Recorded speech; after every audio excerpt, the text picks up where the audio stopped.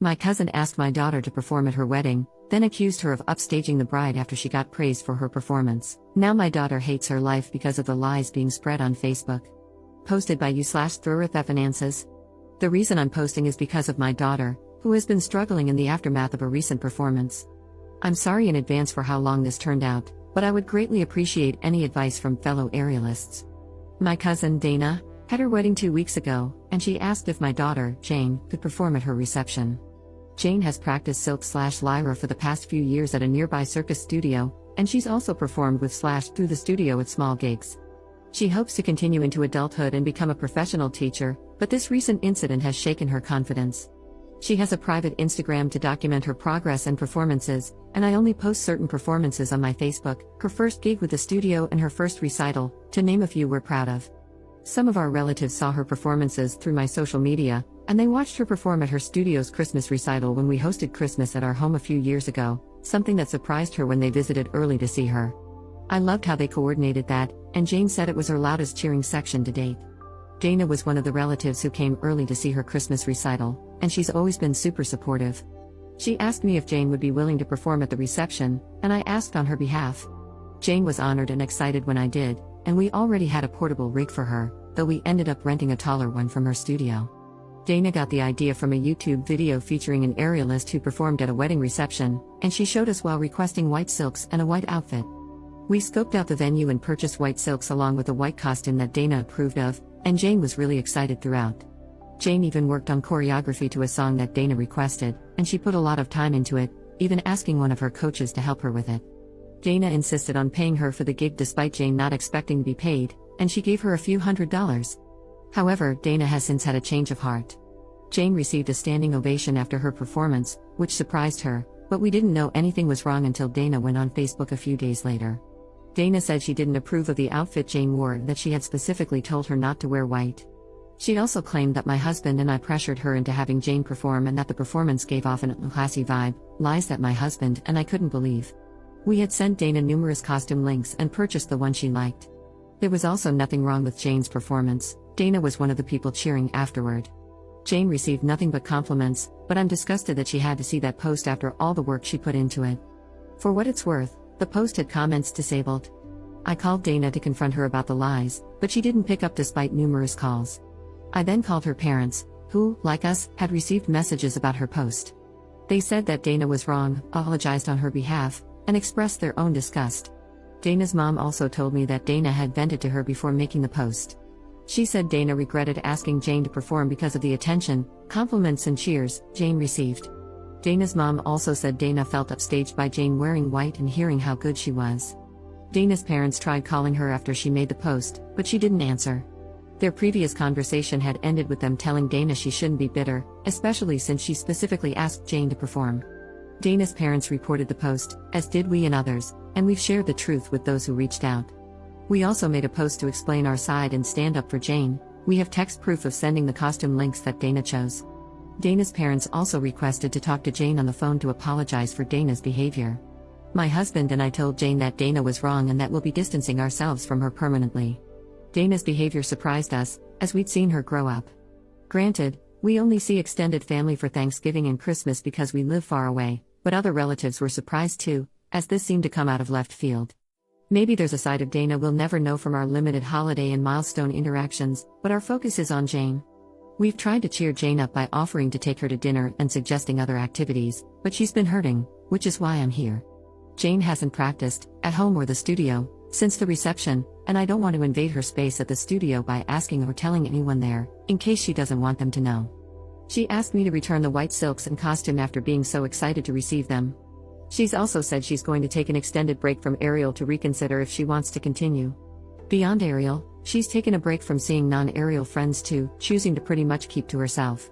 We would appreciate any advice from fellow aerialists on how to lift her spirits. We've reminded her of how proud we are, along with the many compliments she received, but she's asked for space and for us not to talk about it. We're going to respect that and let time do its thing, but we'll consider any advice from other aerialists who can relate to the time and work she put in. Sorry for this being so long, but we appreciate anyone who reads and takes the time to reply. Update 2 weeks later. Before I get into what's happened since my last post, I want to thank everyone who took the time to comment. Two pieces of advice really stood out, and I'll get to them shortly. Since my original post, Dana's Facebook post is gone. I don't know if she deleted it or if enough people reported it for Facebook to remove it, but we're glad it's gone. She never apologized to us, or Jane, or even bothered to call, so our position on being permanently done with Dana stands. My husband and I made a post on my Facebook addressing the lies she spread about our daughter. We shared photo proof of Dana's text where she approved of Jane's white costume from links we sent, not to mention the song choice she provided. Better yet, Dana's mother reposted it on her account, which really surprised me. Dana's mother wrote that they loved Jane's act and disapproved of Dana's actions. My husband and I also made sure Jane was okay with us addressing it on Facebook, and she said it was fine. Normally, I wouldn't use Facebook to address drama if it were aimed at me. But since this involved a grown adult attacking a minor, we felt the need to address it publicly because she disparaged her publicly. Jane will remember whether we stood up for her or not years from now. I had a chance to speak with Dana's mother on the phone since my original post, and she spoke to Dana again. Dana reiterated that she regretted asking Jane to perform, but she harped on the standing ovation, which bothered her the most.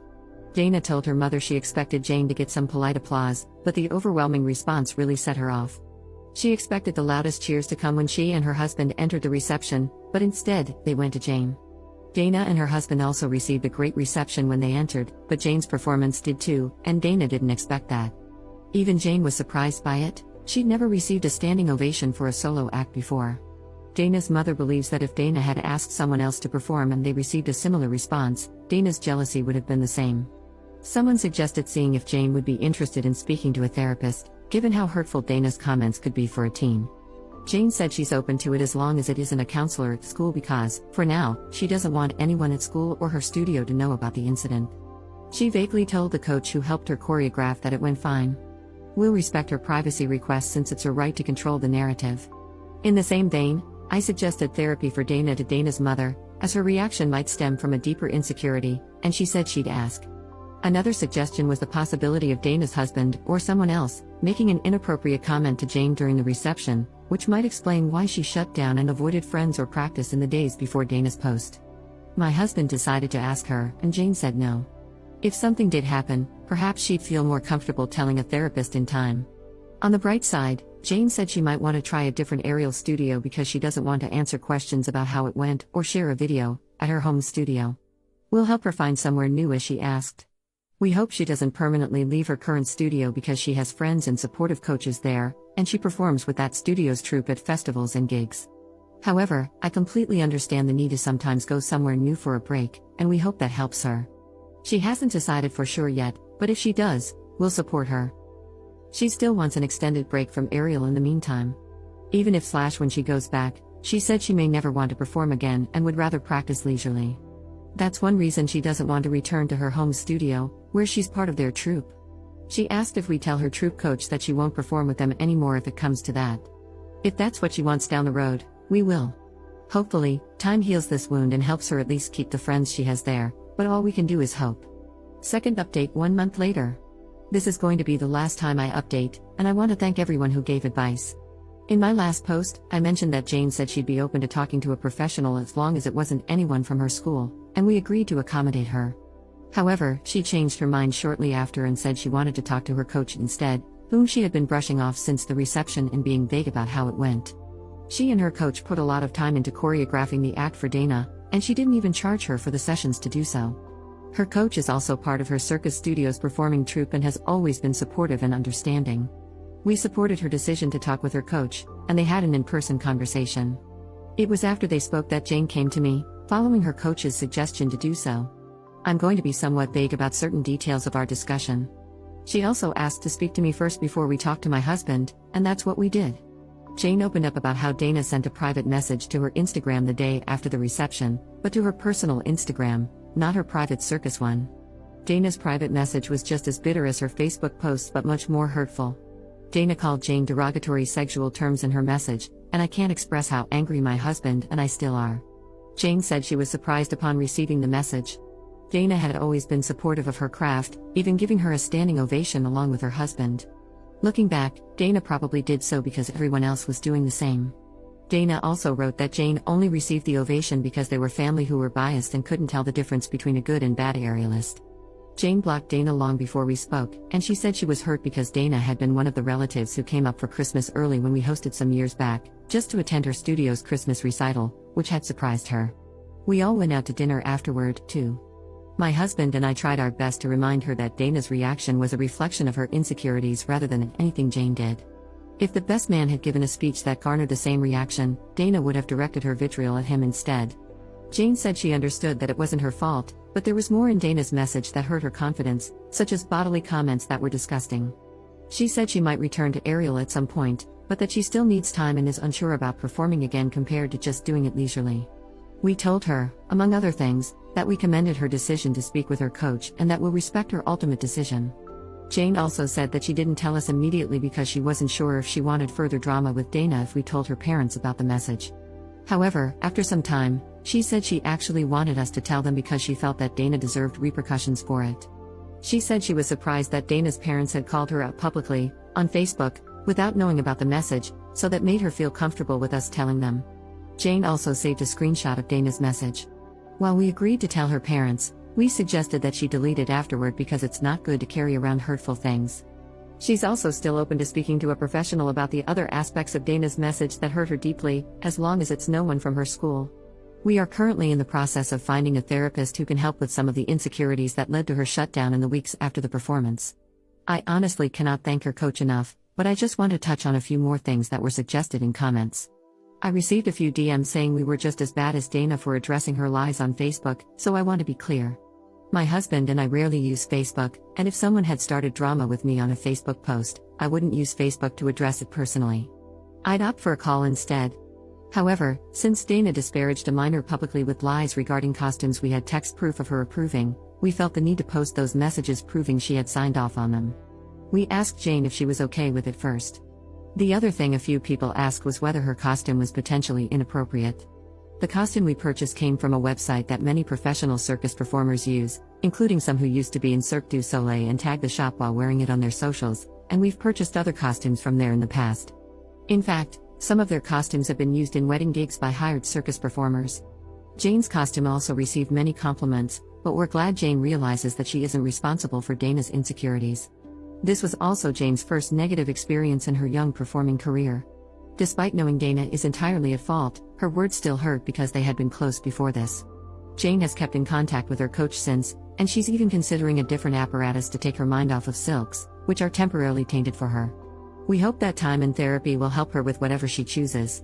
Her coach has also floated the idea of organizing a hangout with her troupe completely outside of aerial activities, like a zipline/rope course day, to get her mind off things while spending time with her friends, and Jane said she'd be open to it.